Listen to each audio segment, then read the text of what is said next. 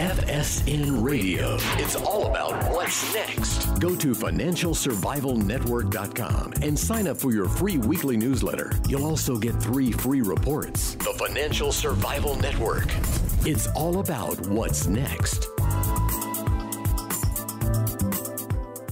Welcome, and you are listening to the Financial Survival Network. I'm Kerry Lutz. Today's 8/22/18. Well, we're hearing about trade wars. We're hearing about all sorts of wild things going on, and it's bad for the economy. It's bad for you. It's bad for the country. It's bad for the world. But lately, it looks like statistics are showing otherwise. And if it matters to you, which it should, well, you'll hear from Michael Stumo, CEO of the Coalition for a Prosperous America. Hey, but in the meantime, as always, join the discussion. Email us. The email address is kl@kerrylutz.com. Hey, we'll read your questions on the air and maybe even have you on the show. So kl@kerrylutz.com. So in the meantime, what's really happening with the so-called trade war? Well, Michael Stumo, you're an expert in this. You represent a bipartisan coalition of farmers, ranchers, manufacturers, and other interested parties working to help eliminate the trade deficit and create good-paying jobs in America. So welcome back. And hey, lots going on, huh? Hi, Kerry. Yeah, it's great to be here. It's pretty busy this week. We've got 6 days of hearings going on right now in Washington because the U.S. Trade Representative's Office is in the process of imposing tariffs on an additional $200 billion of Chinese imports. And the president, because these tariffs are to cause China to change its behavior on its persistent commercial espionage, its technology theft. And China, instead of changing from past tariffs, has retaliated against fairly traded goods. So the president wants to up the pressure from 10% to 25% on this $200 billion in goods. And we've submitted comments and support. But we're finding from the tariffs already implemented that there's a far larger job creation going on by protecting our industries from foreign predation. Far more job creation than job destruction. In fact, it's 20-1. As far as jobs actually created, we found there's 11,100 jobs created directly tied to the tariffs, and there's only 514 jobs lost directly tied to the tariffs. So that's stark contrast to the free trade globalist economic model predictions. So how did the free traders get it so wrong, or did they even care? You know, there's a collective insanity among the free trade globalist economists in the media that everything is about cheap consumer prices, comparative advantage among countries, and efficiency. All that sounds really good, but the real game is about growing your national productive capacity and employment, because the job and wage gain is more important than any marginal loss for cheap imported consumer price, which a lot of times the consumer doesn't see anyway. So the point is they're cheap consumer price and efficiency focused. And the game for winning the global war for good jobs and industries, the game is to build your productive capacity and good paying jobs. Hey, and somehow Trump figured this out, and none of these geniuses who've been running our trade policy, running our foreign policy, none of them got this all these years? Well, sure. Trump has been on this for 30 years, pre-Ross Perot days, and others do, but you can't get tenured as an economics professor if you don't toe the sort of comparative advantage free trade efficiency line. They dismiss you, you're an idiot, you're not going to get tenure, you won't get published. As we've seen in the media, if you say something other than the gospel on free trade, you are mocked.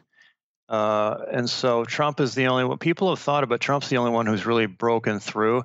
And now we're going to have new data from the U.S. on what the result of tariff and trade intervention is. We've seen positive results from China, Japan, and Korea when they did it. Now we'll see how we did it, and it's going to break all the economic models, and they'll have to rewrite the Econ 101 textbooks. So what about retaliation? Obviously, we've got the largest trade deficit, so anything we do to bring it down, the U.S. is a winner, right? Right. Well, what we're really seeing is a job quality increase. Unfortunately, we're seeing a trade deficit increase this year, but that's because the dollar is getting even more overvalued because our economy is doing well. These other countries are not. Plus, when Turkey, Russia, Argentina, Venezuela fail, capital flight goes from their countries to the safe harbor of the U.S., makes our dollar high, makes our goods and services more expensive. And we've been working pretty hard to get the administration focused additionally on the overvalued dollar, which is like an export tax for our stuff and an import subsidy for others.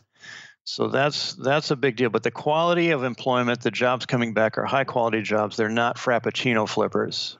Sorry, Frappuccino servers. Yeah. Burger flippers. Yeah. Yeah. Well, whatever, but marginal minimum wage type jobs. But look, Obama told us these jobs were never coming back. How could they get it so wrong? Yeah. Again, it's a collective insanity among the ruling class. And Hank Paulson, who was Bush's Treasury Secretary, Tim Geithner and Jack Lew, who were Obama's Treasury Secretaries, all those folks were drinking from the same globalist Kool-Aid. They just have a different view of the dynamics of how the world works, and they're just wrong. We've got to go.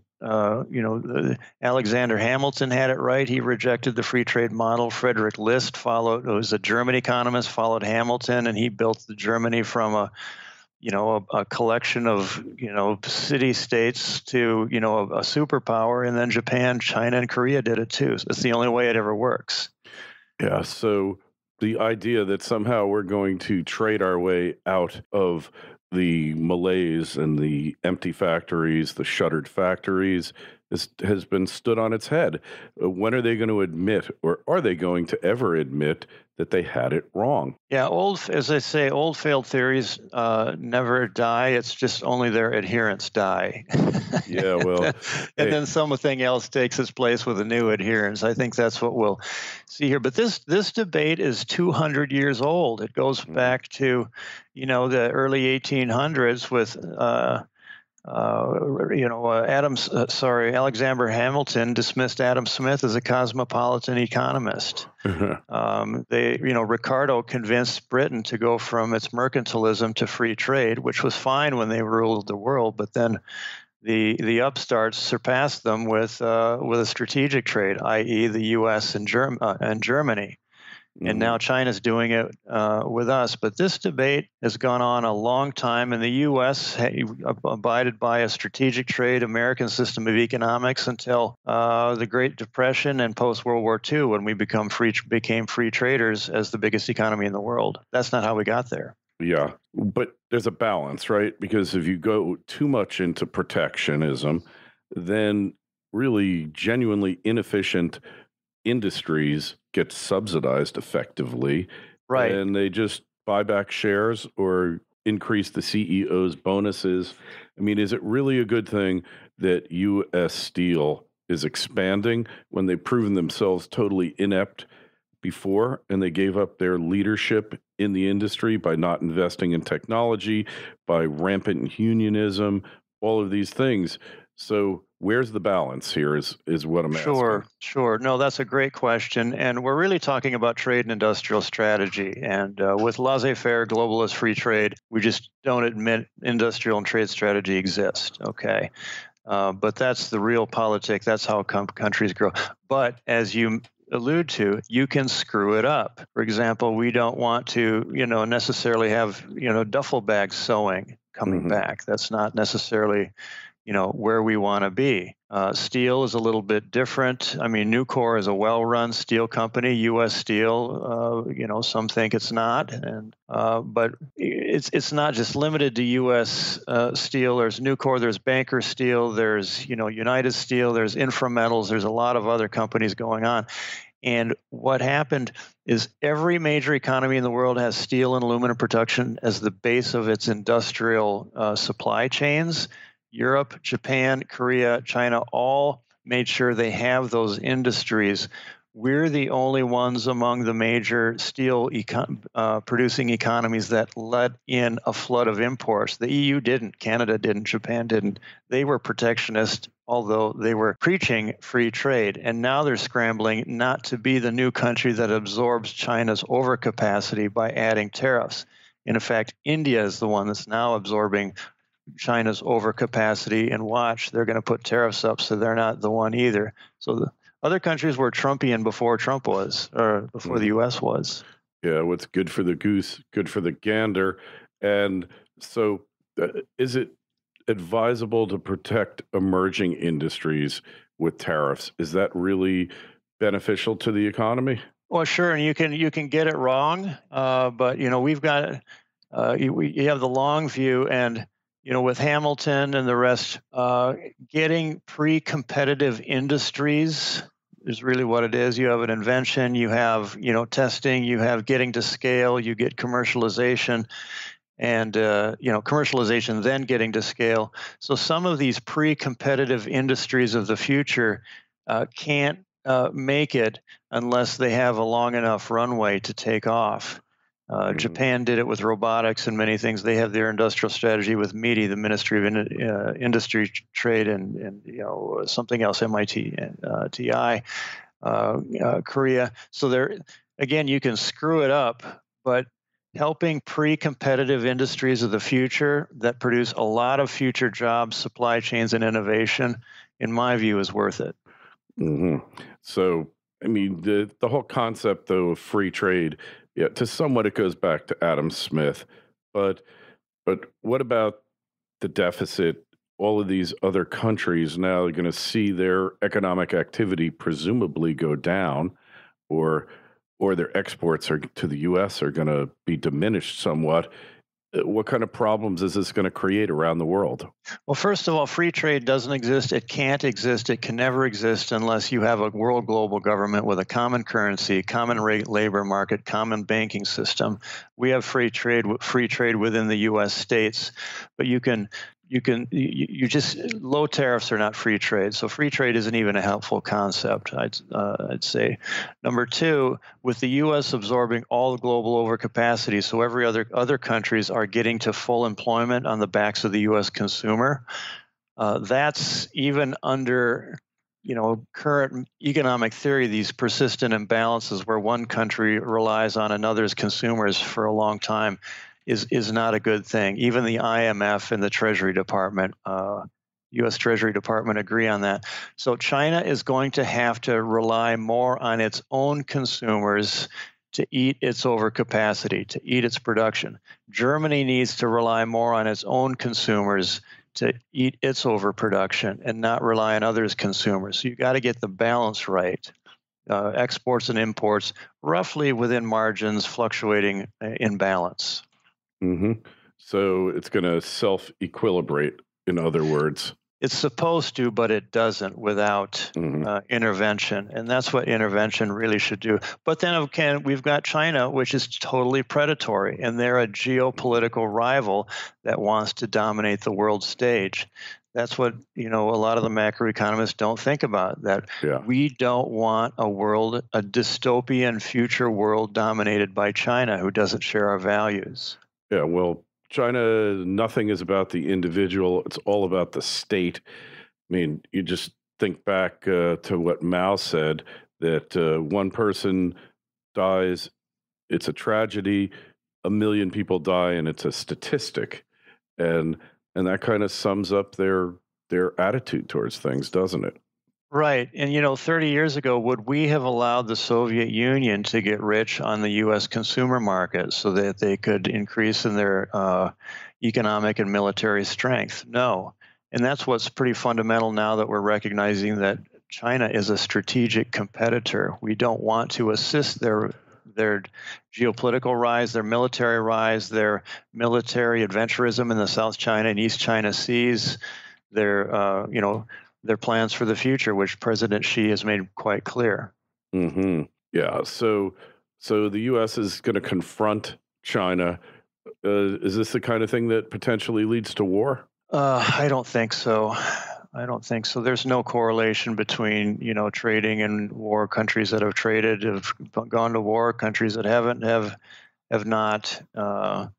So what is creating the potential for war is our funding of the Chinese military. When you've seen war in history is when a recognized superpower is diminishing and another one or more rivals is trying to take its place, and then there's conflict as the superpower status the baton changes, and we're funding the point where the baton could change. And if we're okay with that, let's keep going the way we were. If not, let's head it off. Yeah, and Trump is the only one to ever take recognition of these facts and actually attempt to do something about it. Now, the Chinese have infiltrated our political system. There's so many past former politicians like Boehner who are just totally on the Chinese dole. So he's really up against a lot to try to stop this. Right. And we're seeing other countries do the same thing. They're curtailing Chinese influence in their domestic political system, like Australia and others.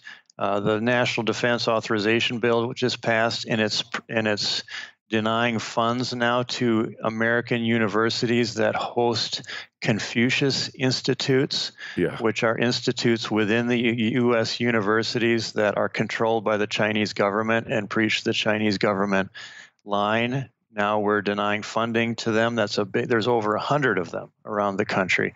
Can you imagine China allowing U.S. Voice of America or Hamilton Jefferson Institutes in their state universities? It wouldn't happen. Yeah, I think not. So we're on the right path. What about by the way, we didn't discuss that. Looks like U.S. and Mexico, most unlikely agreement that you thought possible, looks like we're just hours, perhaps minutes away from a major trade agreement. And it's hinging on the domestic content rule for autos and other goods sold, which means that you can't just become a transshipment point or act as a transshipment point for Chinese goods.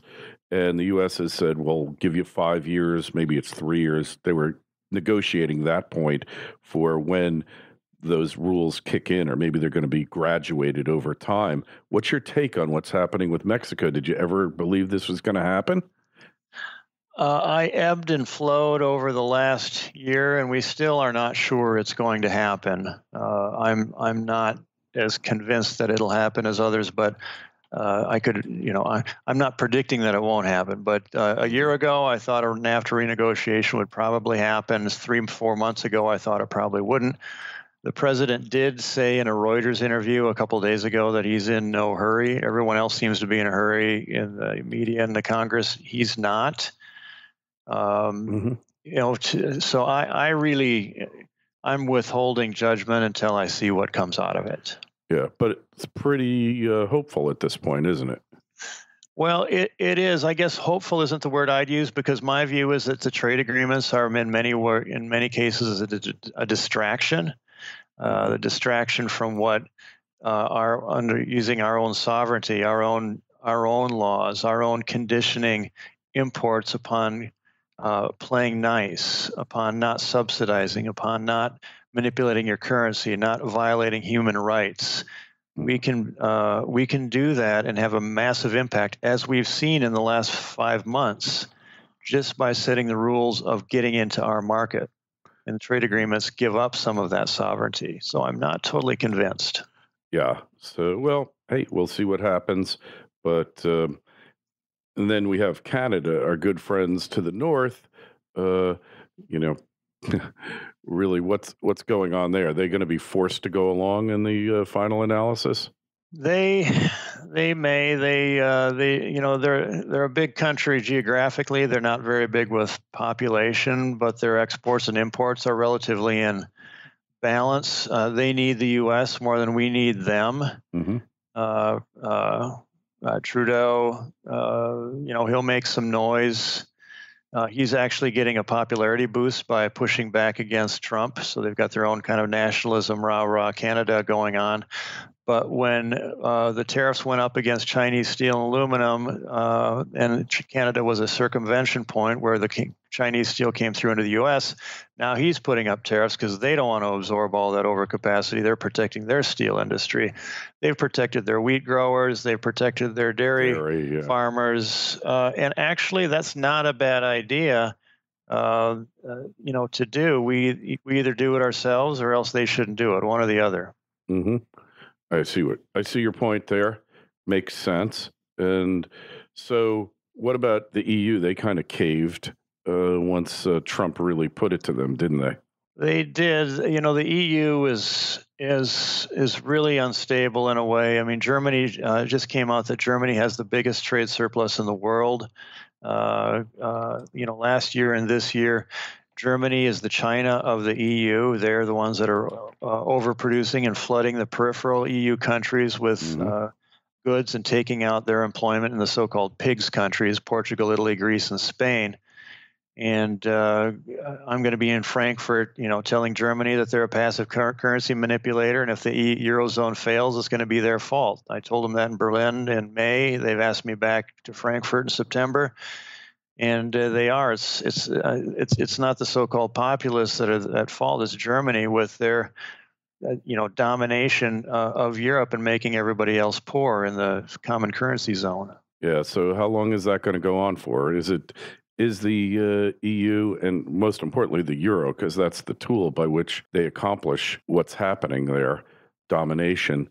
Can that go on much longer before these other countries say no more? I think they've got a maximum of 20 years. The Eurozone has a choice of either going to a full nation state with a common, just like the United States, right, with a common currency, banking system, common fiscal policy, common regulatory and labor market. They have to go all in, or they have to break up into separate states with their own currencies. I don't think there's anything in the middle, and there's no, of course, taste for going to full nation state status in the EU right now. So I'd bet my donut right now that within 20 years the EU will have to break up, and Germany will be the cause.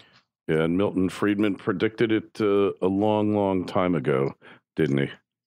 He did. As the EU adds poor countries, it drags the euro value down. But Germany is a strong economy hiding behind a weak euro, so they are a massive trade surplus, massive over-exporter, relying on the pigs countries in the U.S. and growing their economy, full employment at the expense of everybody else. And they can't just keep lurching from bailout to bailout. It's been a good deal for Germany, but not the rest of them. Yeah, well, I guess we're going to see what happens next there. Hey, anyways, where do we find out more about what you're doing here, Mike? ProsperousAmerica.org. All right. Hey, and we'll have a link to it in the show notes. By the way, be a part of the show. Questions, comments, we read them all. A little bit behind now, but we're catching up. And its email address is kl@kerrylutz.com, Twitter feed @KerryLutz, and Facebook page Financial Survival Network. Michael, always great having you on. Thanks so much for joining us today. Thank you. Great to be here, Kerry. FSN Radio. It's all about what's next. Go to financialsurvivalnetwork.com and sign up for your free weekly newsletter. You'll also get 3 free reports. The Financial Survival Network. It's all about what's next.